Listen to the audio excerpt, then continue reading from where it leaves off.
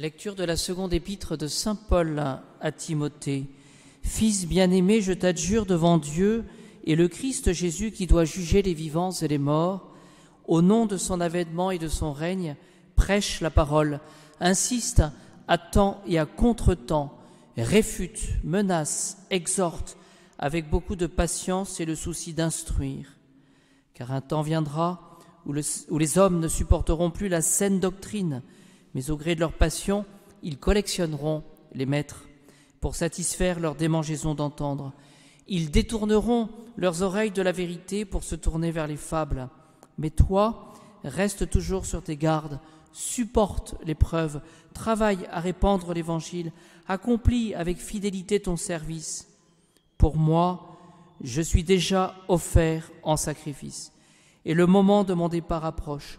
J'ai combattu le bon combat, j'ai achevé la course, j'ai maintenu la foi. À présent, la couronne des justes est préparée pour moi. Le Seigneur me la donnera en ce grand jour, lui, le juste juge, et non seulement à moi, mais à tous ceux qui auront attendu avec amour son avènement.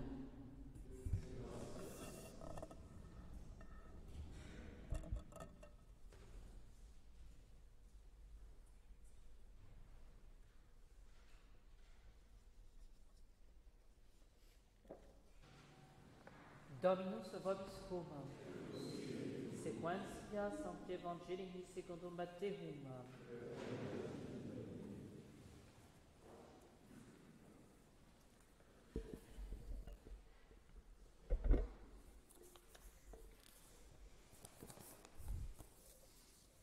En ce temps-là, Jésus dit à ses disciples, « Vous êtes le sel de la terre. Si le sel devient fade, avec quoi va-t-on le saler ? Il n'est plus bon à rien, sinon être jeté dehors et piétiné par les hommes. Vous êtes la lumière du monde. Une ville ne peut être cachée quand elle est située sur une montagne. Et lorsqu'on allume une lampe, on ne la met pas non plus sous un boisseau, mais sur le lampadaire, et elle brille pour tous ceux qui sont dans la maison. De même, que votre lumière brille devant les hommes, afin qu'ils voient vos bonnes œuvres et glorifient votre Père qui est dans les cieux. Ne pensez pas que je sois venu pour abolir la loi ou les prophètes. Je ne suis pas venu pour abolir, mais pour accomplir.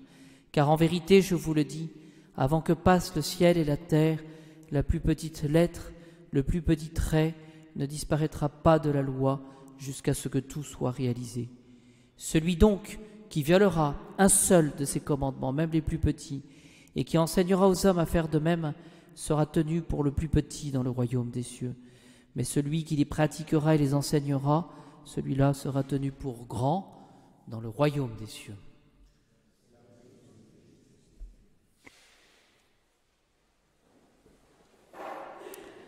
Quelques mots ce soir sur saint Anselme que nous fêtons, saint Anselme de Cantorbéry. Il est né à Ust, 1109, il est mort en 1109, évêque, confesseur et docteur de l'Église, et aussi père abbé du Bec, je crois que c'est le Bec est loin, le Bec, en Normandie.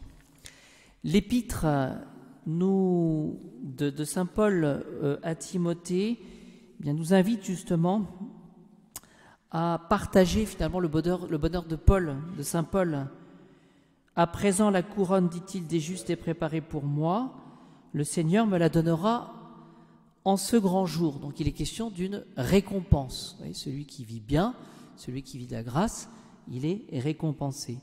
Le Seigneur me la donnera, donc la couronne des justes, lui, le juste juge, et non seulement à moi, mais à tous ceux qui auront attendu avec amour son avènement. Vous voyez, le juste juge rétribue les justes, en fonction justement, saint Paul, et puis ceux qui, avec saint Paul, auront contribué justement à son ministère. Nous voyons un peu la même chose, cette même idée dans l'évangile de cette messe des docteurs in medio, de même que votre lumière brille devant les hommes, afin qu'ils voient vos bonnes œuvres. C'est-à-dire finalement, ce que nous voyons, c'est que le Christ Jésus nous enjoint de rayonner, de montrer quels sont les fruits du juste, les fruits de la grâce, afin qu'il voie vos bonnes œuvres et glorifie votre Père qui est dans les cieux. Alors, ce que j'ai trouvé intéressant dans saint Anselme, c'est qu'il a un argument pour pratiquer justement les bonnes œuvres et devenir juste. Il a un argument qui a été repris par saint Thomas dans la Somme théologique. Cet argument, vous le connaissez puisque je vous en parle souvent, mais celui, et c'est ça que je trouve intéressant, c'est que celui qui en est à l'origine, c'est saint Anselme. Tout d'abord, saint Anselme avait la réputation d'être un chercheur de Dieu. Voilà. Il avait même le surnom de docteur magnifique. Voilà, chercheur de Dieu. C'est-à-dire qu'il avait ce souci de la quête de faire le bien, la quête de ce désir de servir le Seigneur, ce désir finalement d'aller au ciel et puis de rayonner. Un docteur magnifique, le docteur c'est celui qui enseigne et c'est celui donc qui enseigne cette doctrine du ciel. Alors quel est ce principe qui est repris dans la Somme de saint Thomas, mais qui trouve son origine dans saint Anselme? Aimer plutôt qu'être aimé. Et on le répète souvent cela. Aimer plutôt qu'être aimé. Ce principe, nous dit saint Thomas, est l'acte même de la charité. Vous voyez, si on veut comprendre quelle est la quintessence, quel est un petit peu le formel, quel est le principe qui est de la charité, dans l'acte de la charité, eh bien c'est aimer plutôt qu'être aimé. Et donc il y a finalement un principe d'action, c'est plus actif que passif, aimer plutôt qu'être aimé. Alors je vous donne, puisque nous connaissons ce principe, quels sont les mots mêmes de saint Anselme dans ses lettres spirituelles. C'est là que nous avons retrouvé ce principe. Tout d'abord, dit-il, il s'agit de rendre grâce au Seigneur d'être aimé. Voilà. Et qu'est-ce que cela induit finalement? Rendre grâce au Seigneur d'être aimé, c'est d'avoir la conscience finalement que au-dessus de nous, eh bien, il y a le bon Dieu qui nous donne son amour. Alors, vous pourrez me dire, c'est pas très intéressant, pas très original. N'empêche que ce principe, donc rendre grâce au Seigneur d'être aimé, c'est déjà reconnaître notre dépendance par rapport au bon Dieu qui nous aime. Se sentir aimé. Oui, imaginons une situation de désespoir, de désespérance grave. Eh bien, nous savons par ce principe que le bon Dieu est là, qui permet certainement une épreuve, mais qui nous aime et qu'il est là. C'est pas rien. Imaginez une personne seule, une personne qui souffre de solitude. Il y en a plus qu'on ne pense. C'est-à-dire qu'une personne finalement qui n'intéresse peut-être a priori personne puisqu'elle est seule. Eh bien, le bon Dieu l'aime. Voilà, il est là, il est présent. Donc, rendre grâce au Seigneur et avoir conscience de cet amour, rendre grâce au Seigneur d'être aimé. Mais, dit-il, il y a un don encore plus grand en remplissant, dit-il, notre cœur de charité pour autrui. Finalement, le Seigneur, ce qu'il nous demande, c'est de considérer cet amour du Seigneur pour nous, mais ensuite, eh bien, d'essayer d'inventer, dans le sens de trouver, dans le sens finalement d'être ingénieux pour pouvoir répandre ce don de l'amour, mais autour de nous. Comment puis-je faire finalement pour transmettre et pour faire aimer autour de moi? Voilà. Dieu nous sait plus de gré pour l'amour que nous portons au prochain. Dieu nous sait plus de gré pour l'amour que nous portons au prochain que par celui dont nous sommes l'objet. Évidemment, ce que le Seigneur nous demande, c'est d'aimer, de donner. Voilà. Voilà pourquoi nous devons toujours nous efforcer d'aimer plutôt que d'être aimés. 3 conséquences à cela, et ce seront mes conclusions. Tout d'abord, soyons, dit-il, dans la douleur de perdre la charité pour nos frères. Et si je ne sais pas comment aider, comment donner, comment porter ma charité autour de moi, c'est un sujet de douleur.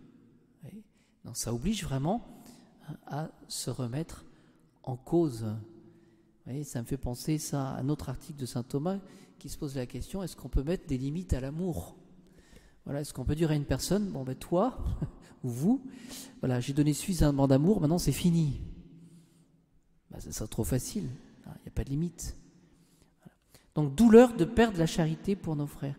Et non, deuxième conséquence, d'être privé de l'affection d'autrui. Voilà. C'est-à-dire finalement, ça nous enjoint, ça nous demande ça, finalement, à pratiquer la gratuité de l'amour. Vous voyez, c'est-à-dire que finalement, ne soyons pas tristes et non d'être privés de l'affection d'autrui. Et ce retour de l'amour, ce savoir peut-être pas suffisamment aimé, eh bien ça peut faire souffrir cela. Mais le Seigneur nous demande bien de l'offrir, parce que c'est plus important de donner. C'est à celui qui aime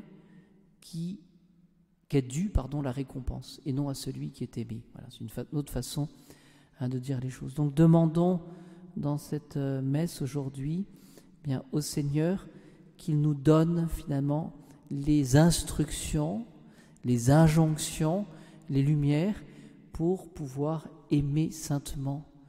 Et si on est à court d'idées pour aimer, si on ne sait pas comment aimer, si on est peut-être rebuté de donner d'amour, parce que c'est toujours la même chose, ça peut être difficile d'aimer une personne mais qui ne nous aime pas, comme ça, ou qui ne veut pas de notre amour, ou aimer une personne qui nous veut du mal. Voilà, c'est difficile ça d'aimer. Eh bien, demandons au Seigneur vraiment, nous dit saint Anselme, de nous donner les instructions pour vivre saintement et aimer, ça c'est moi qui rajoute, correctement.